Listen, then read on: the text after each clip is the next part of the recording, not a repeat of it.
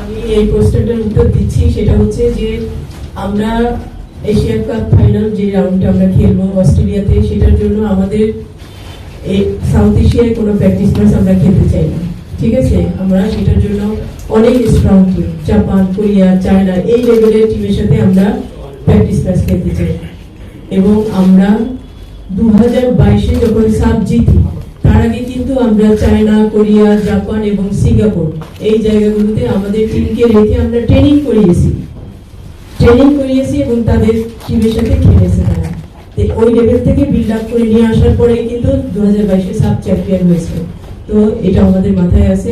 আমি বর্তমান প্রেসিডেন্ট তাবিদাওয়ারের সাথে এটা নিয়ে কথা বলবো যে আমরা ওই লেভেল থেকে ট্রেনিং করতে চাই আর আমরা ওই লেভেলে প্র্যাকটিস ম্যাচও খেলতে চাই।